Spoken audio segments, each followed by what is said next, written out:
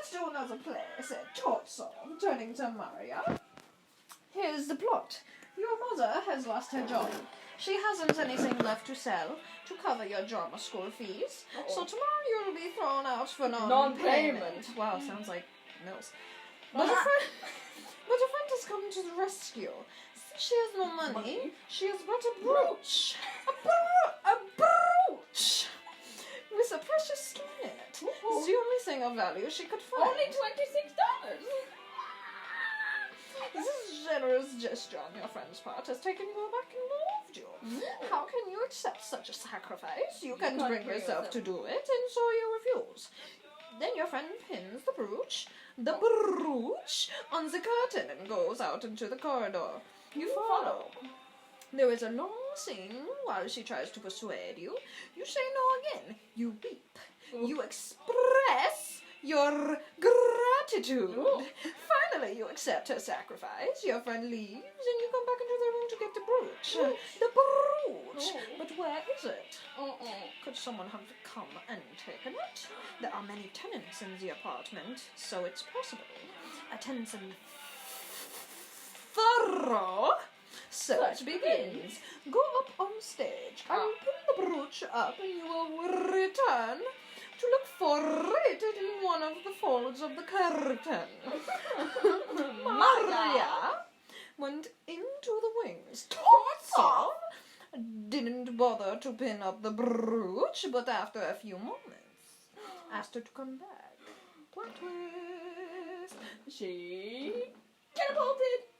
She catapulted from the wings, ran to the proscenium arch, immediately recoiled, clasped both hands to her head in a spasm of horror. Then rushed to the opposite side, grabbed the curtain, tore it desperately, but then buried her head in its folds. Oh, no. That was meant to represent the search for the brooch.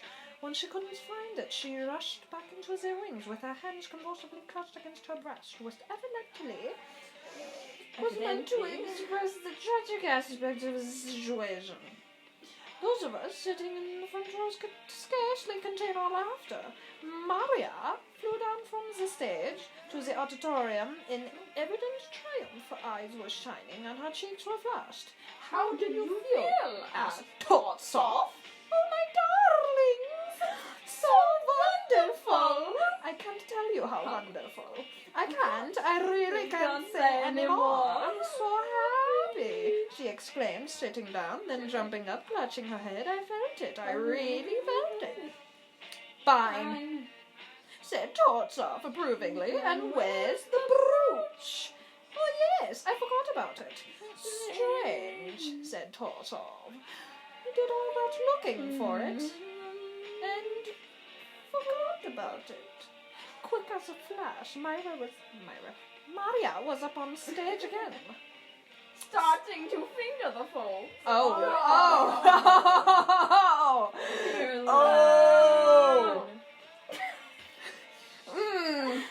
Remember, Totsov reminded her, if you find the brooch, you are saved and can continue coming to school. If you don't, then you're done for. You'll be thrown out. What the fuck are you reading? Good question. That is a good question. This is Stanislavski. I'm very Actors. confused. Stanislavski. Something. No, I don't think he pronounced that quite right. Yeah, that's it. Yep. Okay. Yeah. Yeah. Yeah? With that, Maria's face turned grave. She fixed her eyes upon the curtain and began to examine every fold of the material attentively, systematically. This time the search proceeded in a different, incomparably slower tempo. And we could all believe that Maria was not wasting a moment, that she was sincerely worried and anxious. Dear God! Where is it? I lost. It's lost. she repeated under her breath. No!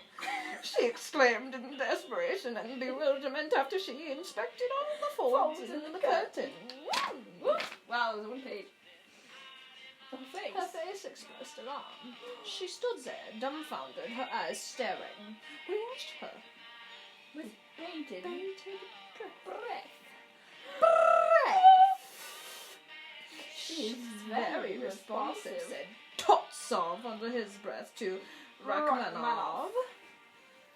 How did you feel when you looked the second time? He asked Maria. How did I feel? She repeated the question listlessly. I don't know. I was busy looking, she said after a pause for thought. That's right. This time you were busy looking. But what did you do the first time? Oh, the first time I was so emotional. I experienced such terror. I can't. She recalled it with rapture and pride, flushing with excitement. Which of the two states of mind did you like better? When you rushed about and tore at the curtain, or when you examined it more calmly? Well, when I was looking for it the first time, of course. No. Don't try to convince us you were looking for the brooch the first time, said Totsov.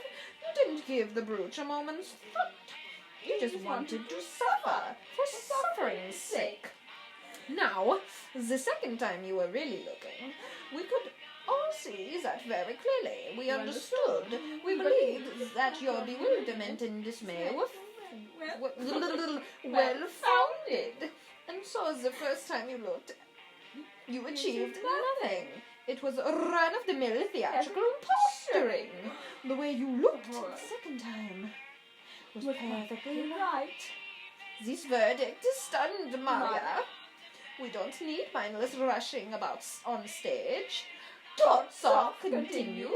There should be neither rushing about for rushing about's sake, nor suffering for suffering's sake. On stage, you shouldn't perform actions in general for action's sake.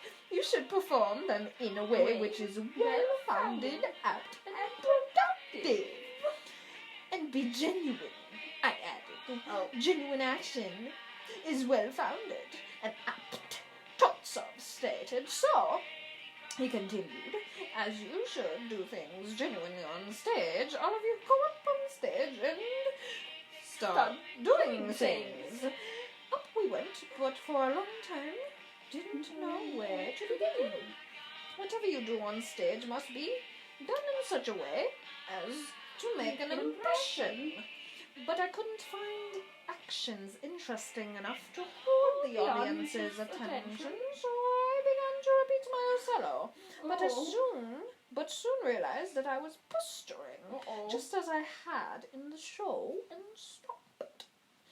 Leo portrayed a general and then a peasant. Pasha sat in a chair in a Hamlet-like pose and portrayed first grief, then disillusion. Sonia flirted, while Grisha, I keep saying Grisha, while Grisha made her a declaration of love in the traditional manner as it is on the stage of the world. Sitting on at the far corner of the stage, where Nikolai and Daria had taken refuge. I nearly examined out loud, exclaimed out loud, seeing their pale drawn faces, their staring eyes, and rigid bodies. It seems they were playing the scene with swaddling clothes from Ibsen's brand.